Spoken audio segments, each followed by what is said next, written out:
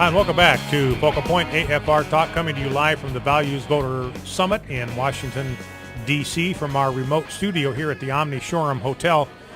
Brian Fisher, my name. The program is Focal Point. The network is American Family Radio Talk Network, the most dangerous and feared talk network in America. Honored to welcome to our remote studio here at the Values Voter Summit Lieutenant General Jerry Boykin, retired, one of the original Delta Force members, at one time led all the Green Berets, spent the last 4 years in military intelligence of his career, now a vice president with the Family Research Council. General, welcome back to Focal Point. Thank you very much, Brian. Great to be with you. Well, let's, General, you were very involved in the whole issue of military intelligence, monitoring threats to our security around the world, and we've seen a major eruption. You and I talked, you were on my program on Monday, and we were just talking about, in retrospect, the whole 9/11 thing, and now next day, basically the Middle East has just exploded in flames. Our embassies are being attacked even as we speak all over the world. We even had today 2 universities had to be evacuated because someone called in a bomb threat from Al-Qaeda, and we know what they're capable of, so you sort of have to take them at their word and do whatever you need to do to take necessary precautions. So what do you think, General Boykin, looking at what's going on around the world, what should our takeaways be as Americans? How should this affect the way we understand Islam and respond to it? Yeah, Brian, I think that this is the manifestation of a clearly failed foreign policy. This administration's foreign policy with regard to the Middle East is a total failure. The idea that we can appease people that have a 1,400-year theology that says we're the enemy, it's not going to happen. And this apology tour and all the efforts to appease these very people that want to destroy us is a total failure. And now you're seeing the consequences of that. I think you and quite a number of other people said at the very beginning of the Arab Spring, it's only a matter of time until these people are going to turn on us. We've abandoned allies. We abandoned Hosni Mubarak. Now, he was a despot, but that whole part of the world is full of despots, and he maintained control in Egypt and maintained the peace with Israel, and now that whole concept is starting to fall apart.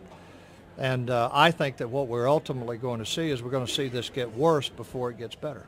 You know, one concern I've got, General Boykin, we are a Christian nation by heritage and history and tradition, and yet where we're intervening in the Middle East right now, we're leaving things far worse for our Christian brothers and sisters. In Iraq, they're fleeing. Afghanistan, I think the last church has been destroyed. The Coptic Christians in Egypt now are leaving the country.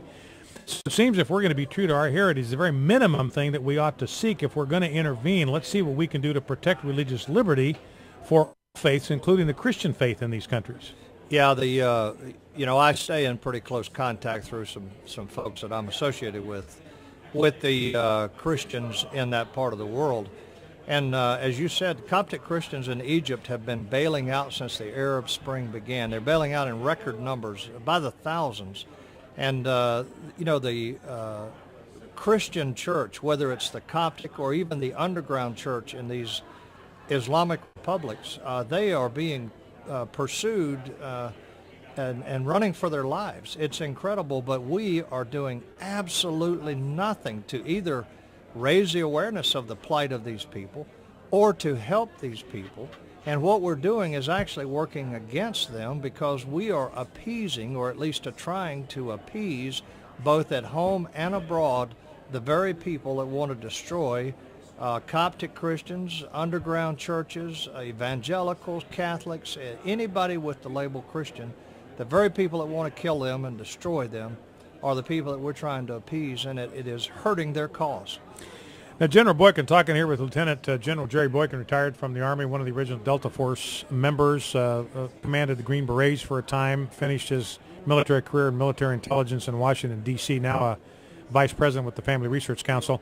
And one of the issues that's come up, General, over this last several days has been security at our embassy in Cairo and at our consulate in Libya. And I want a soundbite from Colonel David Hahn. I know you're familiar with him. He's a frequent contributor on Fox News. He was on a Howie Carr show. This is clip 3, and this is what he had to say about the role of the State Department in providing security for embassies and consulates. I want to play this soundbite and have you react to it. Let's listen. Well, they weren't allowed to have bullets. Is that correct? Who's that? The security guards? Yeah. Yeah, that's true. They were private security, which is now, of course, they don't have them. The Marines going in. But, Well, it's a little late. The rules of engagement for those private security guards were ridiculous, and we got people killed because of it. And they were in unsafe. There wasn't even bulletproof glass. Your house in Wellesley is better protected than that embassy. That consulate. I'll tell you, as you said the other day, I mean, we were certainly much better protected in Tampa than those guys were. You know, which should never be the case, by the way. Yeah. It should never be the case that the Americans aren't protected when they're working overseas, particularly in a place like Libya. And it's the State Department needs to take the hit on this, big time. So these were State Department rules of engagement, not Defense Department rules of engagement. Yeah, these are State Department mission, and the answer is yes.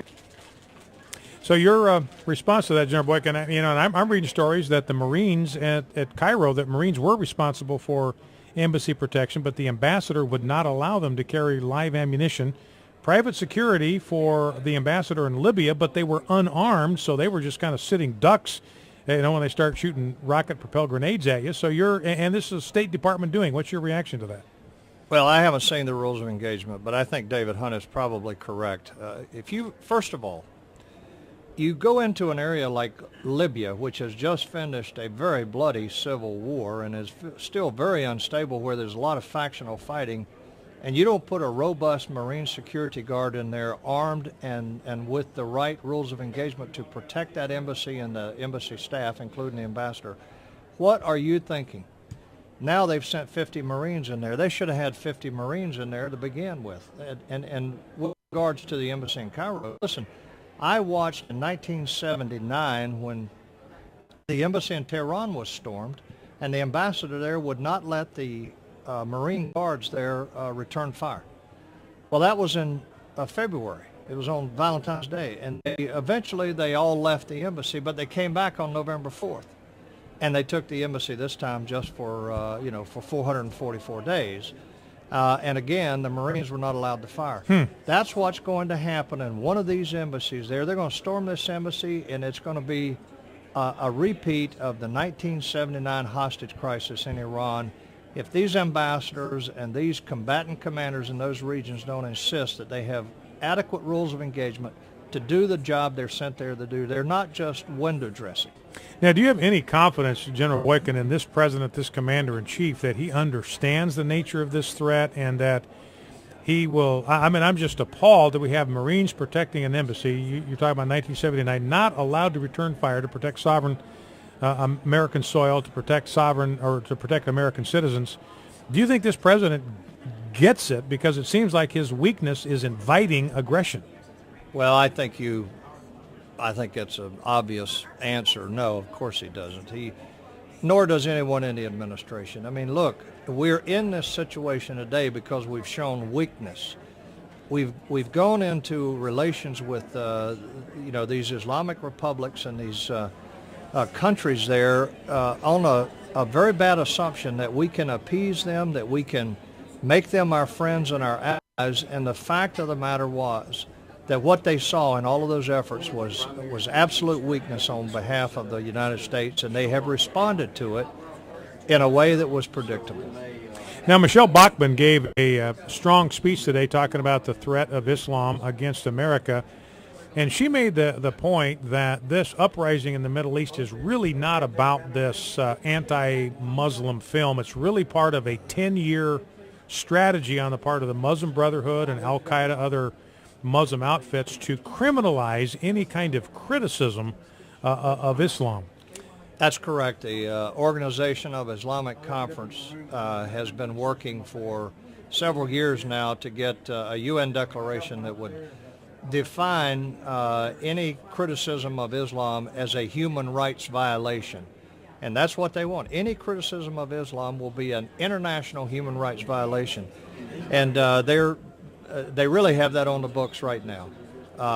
So what I think you're seeing is, them using as an excuse, using as a pretense, this video that came out, as I'm told, in June, I haven't seen it, and I don't know anybody else that's actually seen the doggone thing, and I'm sure that less than 0.1% of the people that are over there rioting have seen this thing. This is not about that video, and it's not about Pastor Jones down in Florida. This is about attacking America. It's all about attacking America because we're the enemy, and they smell blood in the water right now because of the policies of this administration. One last question, General. You were one of the first to draw attention to this. You know, when they run up these flags, they take over embassies, like they've done this in Tunisia, actually lifted their flag over our embassy, taken down our flag, put theirs up.